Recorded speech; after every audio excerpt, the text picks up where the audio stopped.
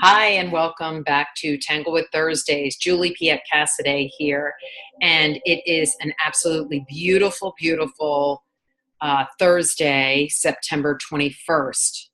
I believe it's the first day of fall. Can that be right? It's very much an Indian summer out there today, and it just is good for the soul, is all I can say. My reflection this morning is looking back at the beginning of this week on the heels of Hurricane Harvey that hit Texas and Hurricane Irma that really devastated some of the islands, including some of the U.S. Virgin Islands, St. John, St. Thomas, and on. One of my favorite places in the entire world is St. Croix, thanks to friends of mine, Valerie and Brooke, and their boys who lived on that island for some 15 years. As they were preparing their house to be sold, because they've moved back to the States, the hurricane started marching toward the island. Irma skidded by them with just minimal damage. And then right on the heels of Irma, before power could be restored, before phones came back online, Maria was storming right toward them. And I cannot express, as an empath, as a light worker, the amount of unrest I felt in my soul, not just for my friends and their home, but for the collective, for the people in Texas, for the people on St. John and St. Thomas, people I don't know, the people in the Keys of Florida.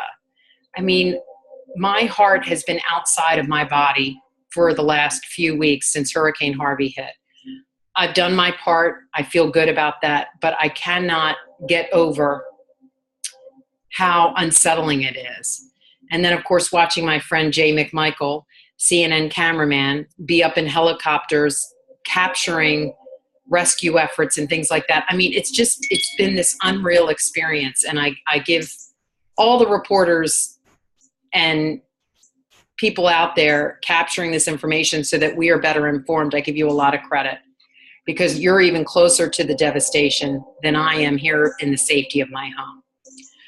With all of that said, I just want to remind you, if you are watching this video, you probably have an empathetic part of you. Maybe you're so raw and real and so close to the surface with your nerve endings as I am because of all of this. Oh, and then the Mexico earthquake, that was another big one.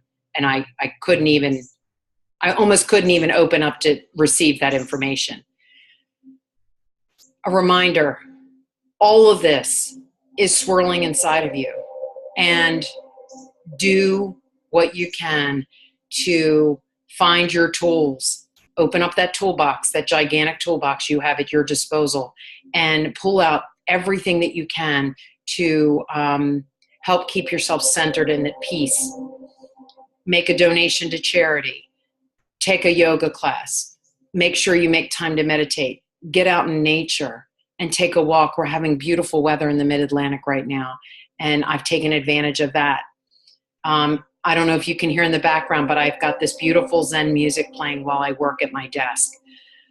I just urge you to do that.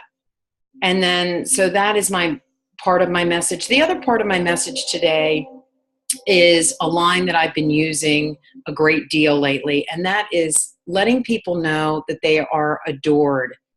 I adore so many people in my life. I have some of the most fantastic people in my close circle, and my next circle out and the next circle out, and I feel so good about that. And I think it's so important that we let the people we love understand that we adore them and how important they are in our lives, because we just don't know how long they'll be here with us. But beyond that, this is a more spiritual message. You are adored, not just by the people in your lives, but you are adored by a higher power. And for you, that higher power may be called God, or the universe, or source. Whatever entity works in there for you, I invite you to just take a moment and consider that. You are absolutely adored. You are treasured. And it is the goal of that powerful source that you live an incredible, amazing life here on earth. And I want you to be sure that you are honoring that gift. Make sure you stay in gratitude with all that you've been given, all that you currently have, even if it doesn't feel like it's working out for you right now. Get into a place of real gratitude and blessings and just be there and feel that. And then if there is something that's making you feel restless, I suggest you get a piece of paper and just write down all that you know that you want. Think about what would make this situation better, and then write it down.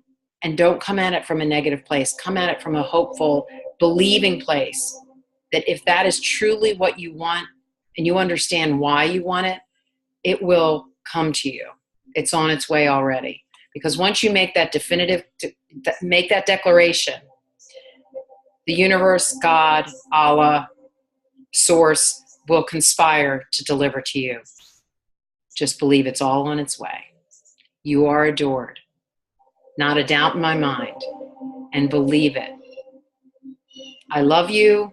I hope you enjoy your beautiful weekend coming up. Stay safe if you are in places that are going through devastation right now and recovery. I send my love and my prayers to you. I'll talk to you next week. Bye-bye.